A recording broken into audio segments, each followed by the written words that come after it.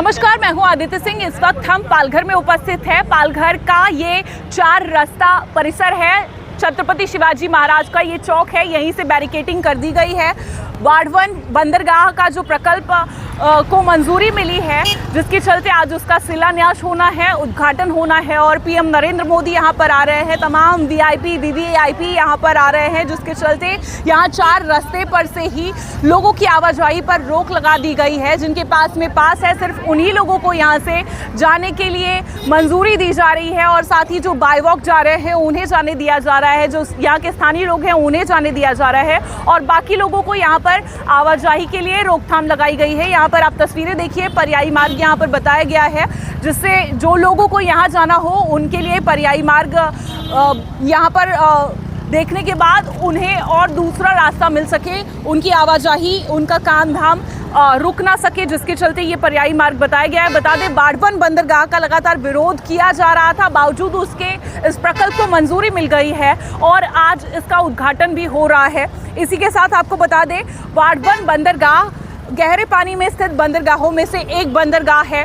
विश्व में, महाराष्ट्र में ये एक बड़ा बंदरगाह बताया जा रहा है, जो अब तक हमारे देश में नहीं था।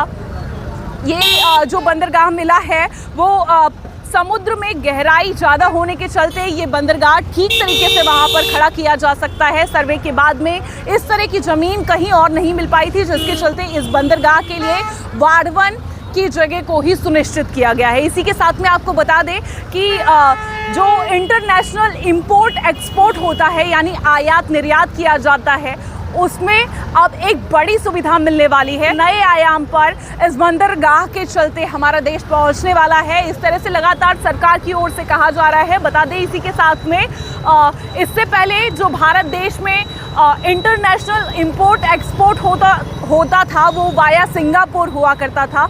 अगर इंटरनेशनली कोई सामान को आयात निर्यात किया जाता था तो पहले वो सिंगापुर जाया करता था, बाद में सिंगापुर से जो बड़े कंटेनर होते थे उन्हें छोटे कंटेनर में तब्दील किया जाता था, छोटे कंटेनर्स में सामान को लोड किया जाता था, उसके बाद भारत में सामान लाया जाता था, जिसके चलते बहुत सारे टैक्सेस बढ़ जाया करते थे।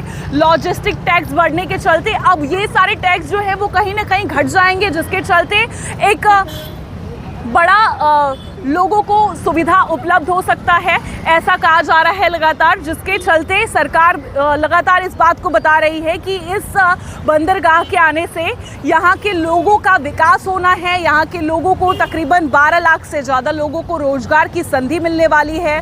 9 कंटेनर टर्मिनल यहाँ पर बनाए जाने वाले हैं। हालांकि स्थानीय लोग इस बात का पूरी तरीके से विरोध कर रहे हैं, जिसके चलते आज समुद्री रास्ते पर बोट पर काला झंडा और काला गुब्बारा लगाकर समुद्र में बोट के माध्यम से स्थानीय लोगों ने अपना आक्रोश प्रदर्शित किया है, निषेध व्यक्त किया है इस बंदरगाह के लिए।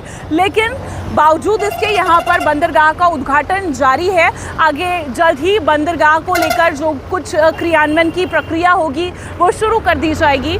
स्थानिकों का विरोध है, इससे पहले भी विरोध रहा है, लेकिन पालघर में एक बड़ा मुद्दा है ये वार्ड 1 बंदरगाह का। लोकसभा चुनाव के दरमियान भी ये माना जा रहा था कि ये काफ़ी महत्वपूर्ण होगा, जिसके चलते बीजेपी को नुकसान हो सकता है खासा, लेकिन ऐसा कुछ देखने नहीं मिला। बता दें आपको कि पालघर लोकसभा चुनाव के दौरान वार्ड 1 से भी बीजेपी को अच्छी लीड मिली, जिसके चलते पालघर से डॉक्टर हेमंत विष्णु सवरा को जीत हासिल हुई। अब पालघर जिले के का प्रतिनिधित्व वो कर रहे हैं और वार्ड 1 प्रकल्प को मंजूरी मिल चुकी है। अब जल्द ही यहाँ पर वार्ड 1 का बंदरगाह बन जाएगा। हालांकि स्थानिकों का विरोध है, लेकिन अब ऐसे में देखना ये होगा कि जिस तरीके से स्थानिकों के मन में डर है और लगातार विपक्ष का कहना है कि स्थानिकों को उद्ध्वस्त किया जा रहा है इस बंदरगाह के माध्यम से, उन्हें रोजगार का मौका नहीं दिया जाएगा, बाहरी लोगों को रोजगार दिया जाएगा। अब देखना ये होगा कि इसमें क्या वाकई में महाराष्ट्र के साथ देश का विकास होगा और क्या पालघर के उन स्थानीय भूमिपुत्रों का भी विकास होता है, या सिर्फ ये एकमात्र दिखावा ही दिखाया जाता है।